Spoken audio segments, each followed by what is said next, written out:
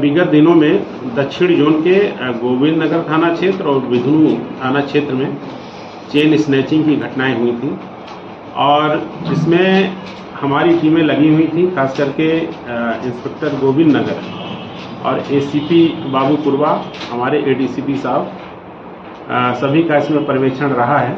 और इसमें 3 टीमें अलग अलग बनाई गई थी, कुछ मैनुअली काम कर रही थी, कुछ सर्विलांस पे काम कर रही थी और कुछ टीमें हमारी कैमरों पे काम कर रही थी। लेकिन सफलता हमें सीसीटीवी कैमरों के माध्यम से मिली है और इसमें लगभग 260 कैमरे घटनास्थल से लेकर के अभियुक्त के घर तक जो भी थे उनको ट्रैक किया गया और अभियुक्त के घर तक हमको कैमरे मिले हैं और उन कैमरों के माध्यम से इसकी हमको लोकेशन ट्रेस हुई और इसमें अभियुक्त हमने जब उसको आइडेंटिफाई कर लिया और उस पर फिर हमने काम करना शुरू किया तो उसके बाद इनकी गिरफ्तारी आज गोविंद नगर क्षेत्र से ही की गई है।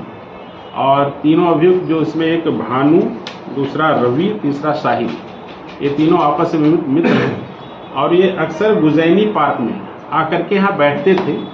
लेकिन चूंकि अब इनका रिकॉर्ड में अभी केवल एक ही अपराध हमें मिला है रवि के ऊपर, जो पॉक्सो और 376 का मुकदमा है, लूट और चेन स्नैचिंग की अभी कोई घटना फिलहाल हमें अपने रिकॉर्ड में नहीं मिल पाई, लेकिन हम लोग मैनुअली भी इसकी जानकारी कर रहे हैं। तो इस प्रकार से एक बहुत अच्छा ये इनका गैंग है और जो लगातार इस क्षेत्र में घटनाएं कर रहा था, इनकी गिरफ्तारी हुई है। इन्होंने जो माल जिस ज्वेलर को बेचा था दिनेश वाजपेयी, उसके माध्यम से माल भी बरामद हुआ है और इनके पास जो पैसा था बिक्री का वो भी करीब 4,500 रुपये बरामद हुए हैं।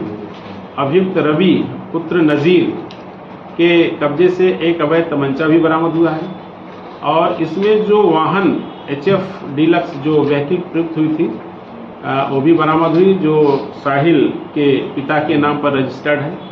इस प्रकार से लगभग संपूर्ण माल और घटना में प्रयुक्त वाहन, उसमें जो असलहे और इसमें जो भी मंगलसूत्र और जो भी इनको बिक्री के पैसे थे सब बरामद हुए हैं। और इसमें इनको आज मेडिकल परीक्षण के उपरांत माननीय न्यायालय के समक्ष प्रस्तुत किया जा रहा है।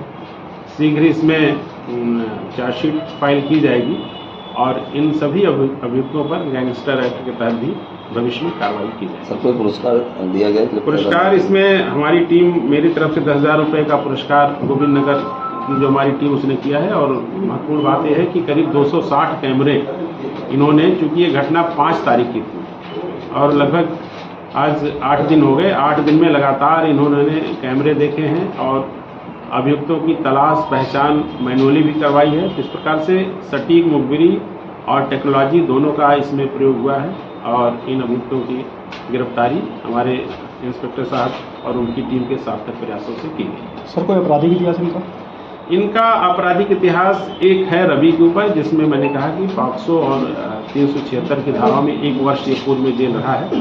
लेकिन अन्य अभियुक्तों के ऊपर जो है किसी प्रकार का अभियोग अभी हमें रिकॉर्ड में नहीं मिला है।